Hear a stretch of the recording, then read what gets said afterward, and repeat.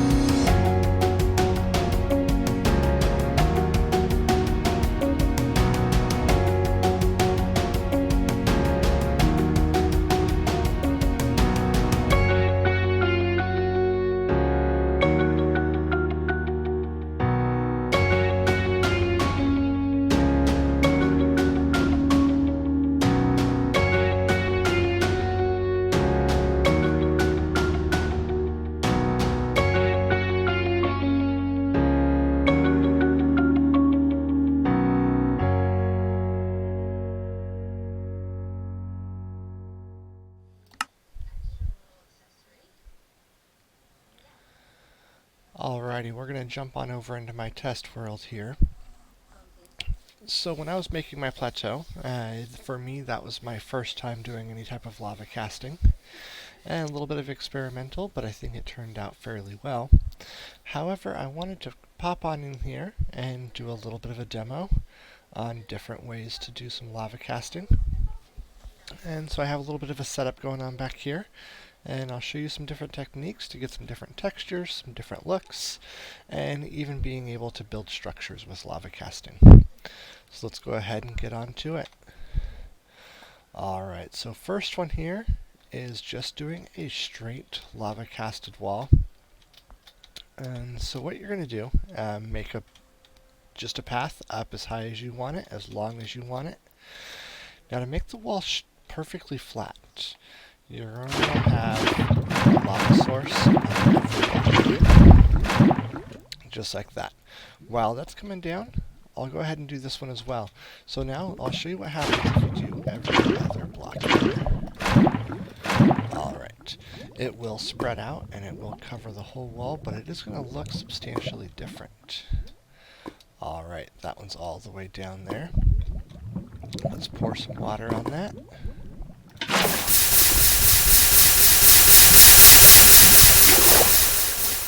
And we've got our flat wall. They're a little close, so they're going to have a little bit of overlap here. So that's how you're going to get a flat wall The lava sources will turn to obsidian unless you cover them with another block. And I'll show you that on this one here. So if you come here and you cover it, like you saw in my video, just like that, and then you place the water, you're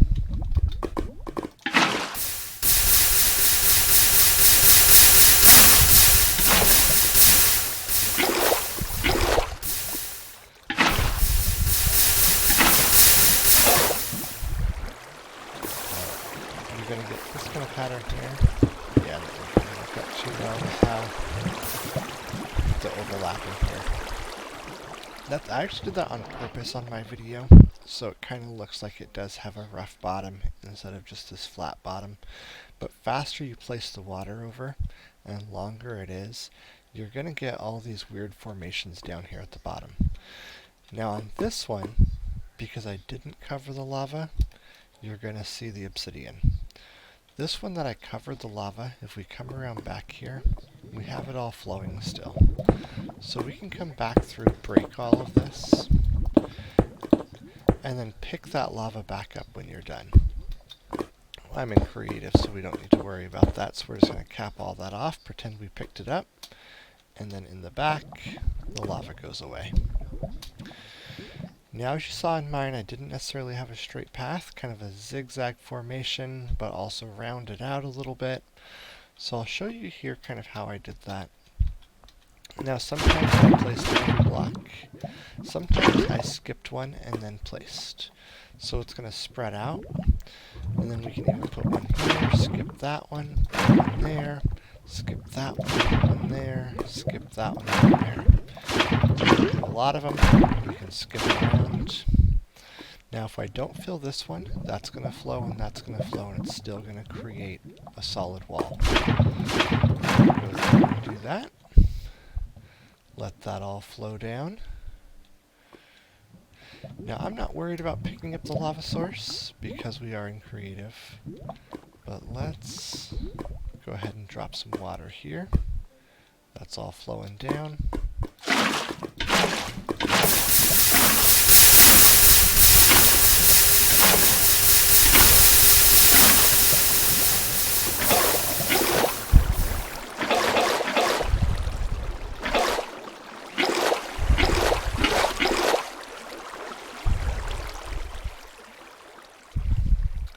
And we have our lava casted wall. As you see, some spots are pretty smooth. Others we have these little inlets, and it creates a nice little texture there. Now something you didn't see in my video, which is another technique you can do with lava casting, is with one lava bucket, you can actually let it flow all the way down a slope. So let's put that on there. And we'll see it flow down both directions. We could do all four directions if we wanted to. But we'll come out here and we'll let that flow for a moment.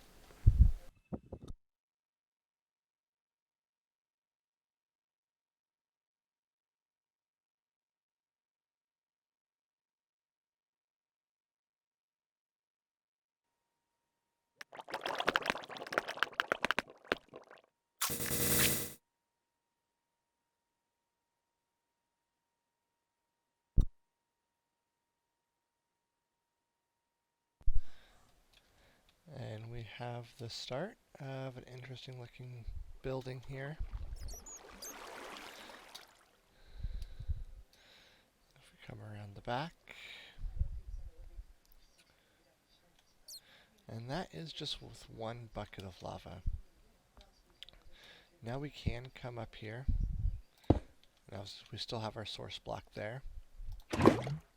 But if we come up one more, drop another bucket, and we'll let that flow down.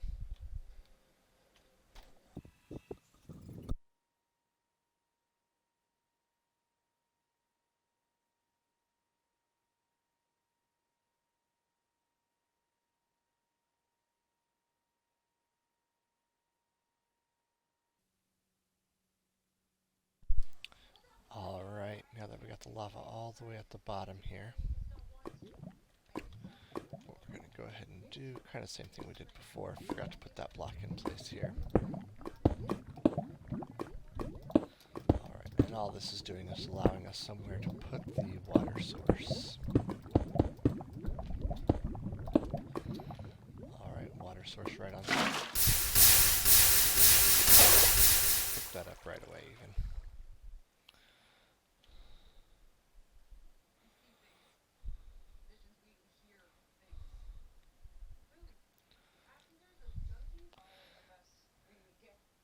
And that can be the start of a wide variety of different structures. Alright, while that's finishing up, let's come on over and take a look at this setup here. So, and this is lava casting a tower. So we just have a place here to place our lava. So what we're going to do is we're going to have a lava bucket going all 4 directions instead of just 2. Let that flow down.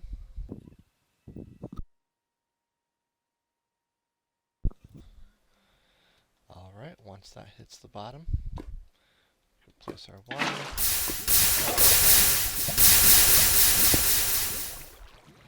And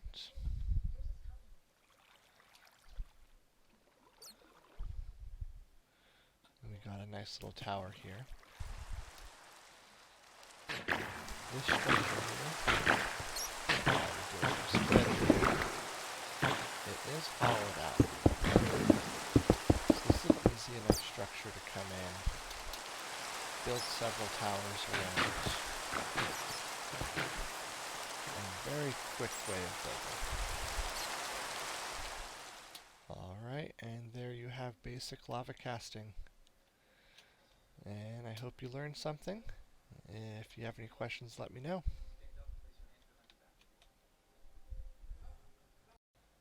Alright, as you can see here, we're back on the finished plateau. And if we look around, you can tell there is definitely a lot of grass to be placed. But not only grass.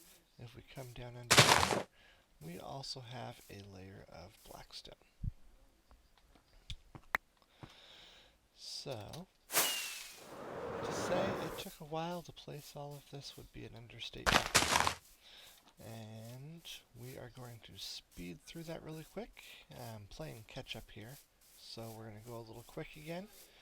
And after we get all the grass played, you will see a little bit of help from Ninja, as well as another epic mob fight, always in part of my inability to light things up properly, and I hope you enjoy it.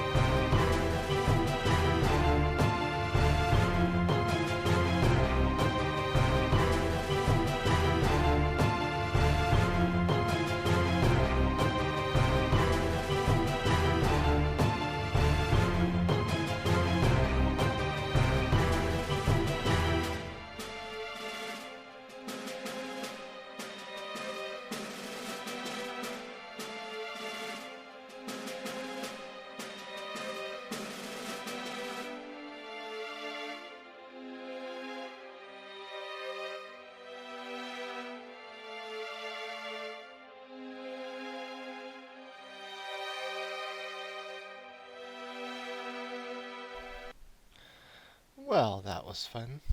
Nothing like trying to charge a creeper and getting blown up a couple times. Well, it took a little while to get that cleaned up and the holes repaired. So we're going to end it here today.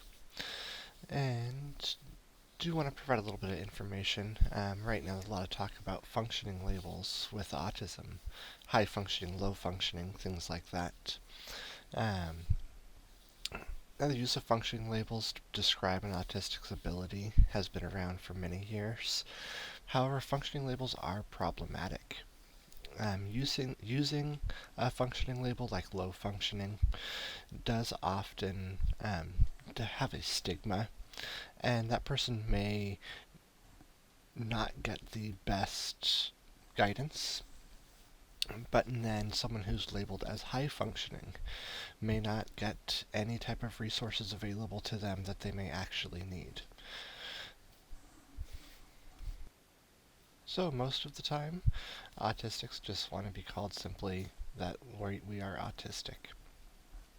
And I'll leave you with that. I hope you enjoyed everything, and I'll see you later.